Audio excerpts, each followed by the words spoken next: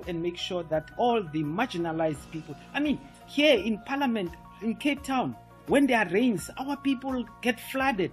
People die from fire because the conditions are subhuman. We cannot live so well, just a stone throw away, and our people suffer this much. Parliament must intervene and make sure that our people stop living in ihokis as if they are animals.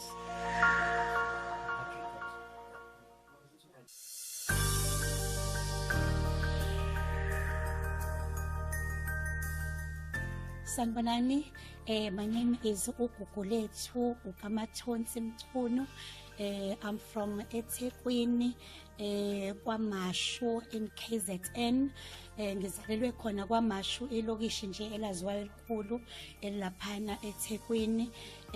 During my spare time ngiyathanda kakhulu ukuthi ngicule. I am a gospel singer known as Ukamathonsi. And yeah, I'm also dealing kakhulu nabantu besifazane.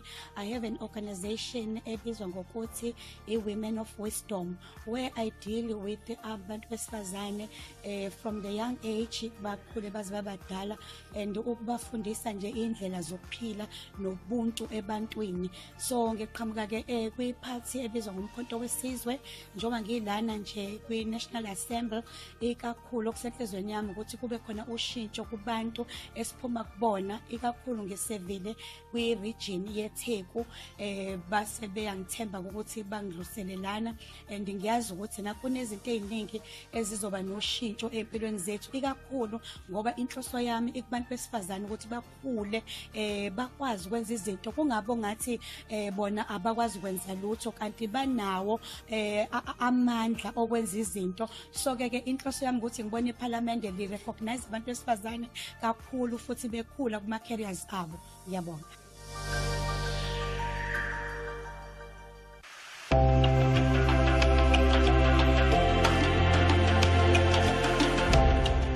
My name is Mdntv. I'm currently working as Finance and Fundraising Officer of mpofu-walsh Youth League at KwaZulu-Natal. Well, I have interest in youth, particularly because I'm currently leading that. I wish to see youth working, because we have an issue of drugs. Why we have an issue of drugs is because youth are not working. I have also the kid education. We must see our people involved in education, particularly in higher learning, so that they don't be able to be academics. Well, I wish that we can change the constitution in our country constitution, because I believe that we have an issue of land. We need to have our land back as black people, and also we need to create more jobs for young people and for people of South Africa. We also need to ensure that in education system need to change, because remember, at schools we have an issue whereby there is a post vacant, but there's no teachers. They are saying there's no money. As this Parliament, we must make sure that we change the education system and we provide more resource, because if we have more resource, we'll be able to ensure that we will get quality education for our working class or abafundi nje bonke. Well, I'm grateful to be a member of Parliament, because when I grow up, I wanted to lead, and I'm happy that I'm here, and I will make sure that I work for our black people and also our citizens as a whole.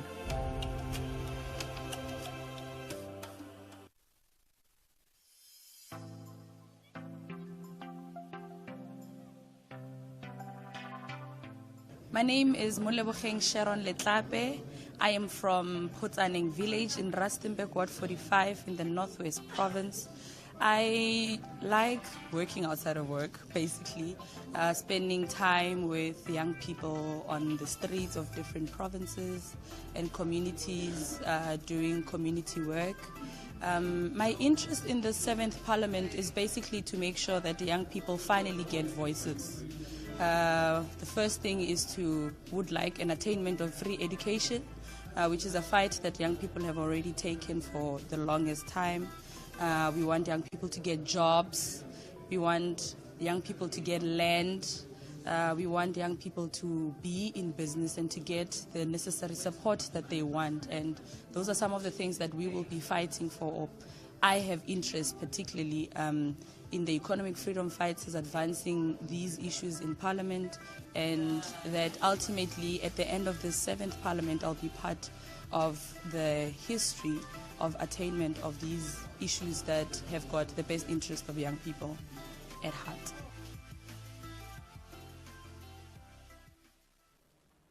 So we're live from the City Hall in Cape Town, where we'll be having the opening address, where the where the President of the Republic of South Africa will be addressing us.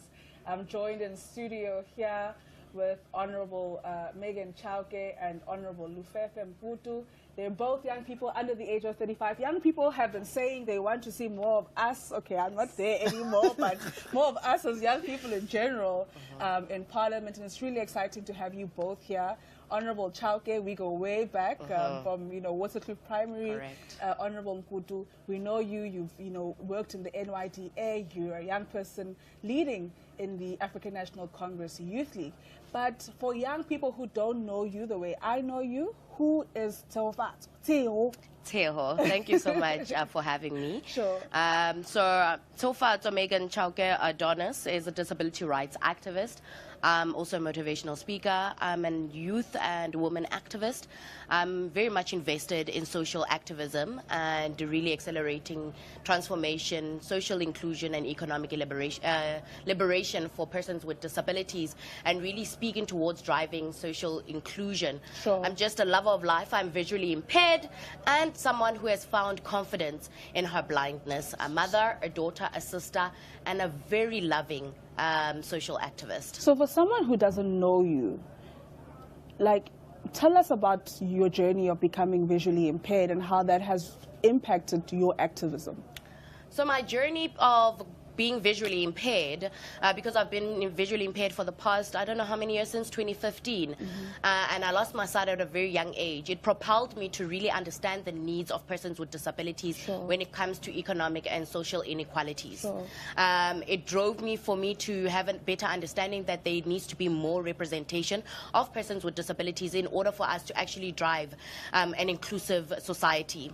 So being someone who is now visually impaired, my newfound reality, and seeing the injustice that's served to persons with disabilities, that's where I have now found my purpose and my passion, and I'm living it each and every single day.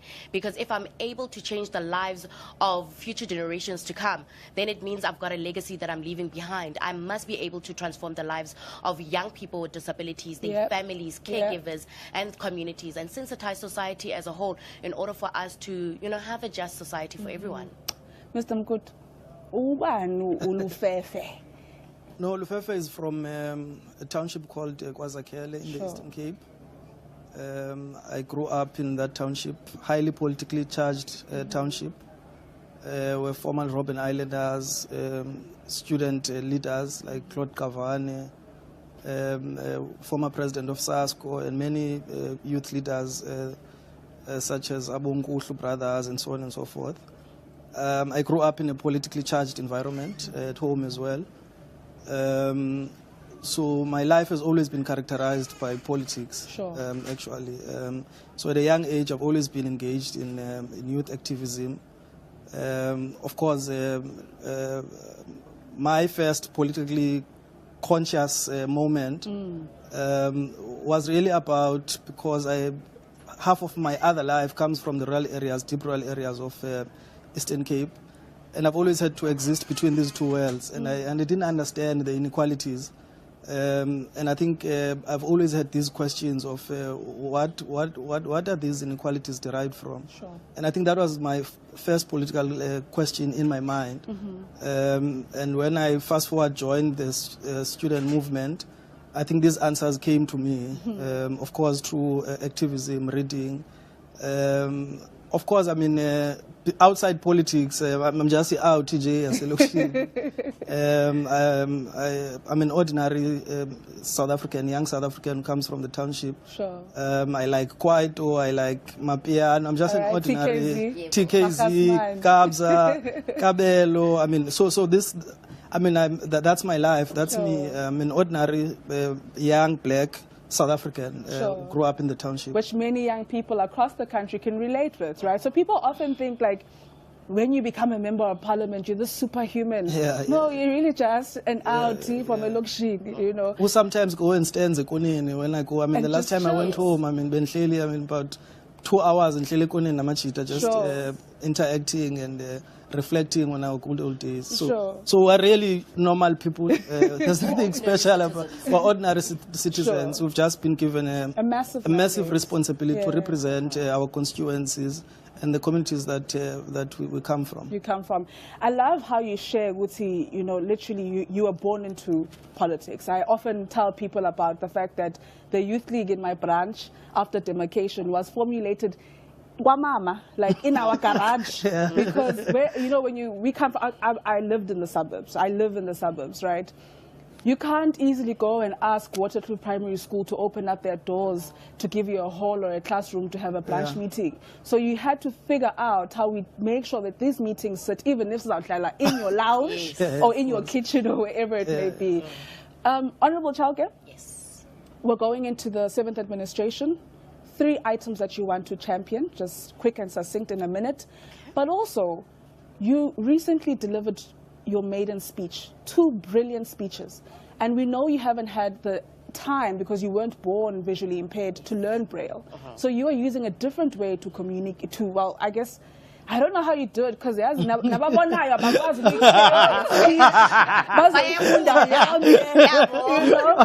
you're there just speaking. So please tell us, like, how are you doing that? Let me start off by saying the 3 things that I look to contribute in the 7th administration is how is it that we're going to accelerate economic transformation for all South African citizens, and looking at grassroots level, the ones who are previously disadvantaged cannot remain currently disadvantaged. So we need to work on that. Number 2, it would be how do we sensitize society on the needs of each other. So Ubuntu. We need to speak to Ubuntu. And I think South Africans, we have really forgotten that because of how hectic life has become. We are all focused on ourselves as individuals. It's a me, that we forget to look after our neighbors and we forget to teach our children. Lastly, it would be how do we heighten the work of government and push inclusive education and services. So when we say inclusive education, we must see it. We must see the change in the lives of ordinary South Africans. We must see it when it comes to persons with disabilities being integrated into mainstream schooling and accessing basics services as well. And then when it comes to my maiden speeches, so I was thrown into it, and I tried to practice. You guys have had a roller coaster of a start to parliament. It's hectic, let's get new. But we embrace it, we appreciate it. So I've just had to memorize, go through everything with my personal assistant. Overnight, I was told about my maiden speech, the second one, literally the night before. Just before I went to bed, I had to go through that. And when I got there, I had technical difficulties with my device. And you stayed so calm. Yeah, even though, you know, opposition was there like, ile GNU. And I had to tell them it's not a GNU. I'm visually impaired. I'm visually impaired. We must have a level of sensitivity and understanding, irrespective of our political differences. But overall, with practice, it will get better. Absolutely. I will have a better understanding. And I'm very proud to have had the opportunity to address South Africans. And just for me to do something different, you know? As an ordinary young person sitting at home, listen, I was blown away. I was blown away. And to the many young people who are sitting at home, who are going through similar realities, watching you and having you here is, I think, groundbreaking, right? It gives them hope and to know that they too can be sitting where you are. And I think, Mr. Mkutu, the grace that we need to offer one another, I don't think she needs to do better. I think members of parliament, through her, need to learn to practice grace. Of course. You can't be sitting in a room and assume, I let you. Actually, she's visually impaired.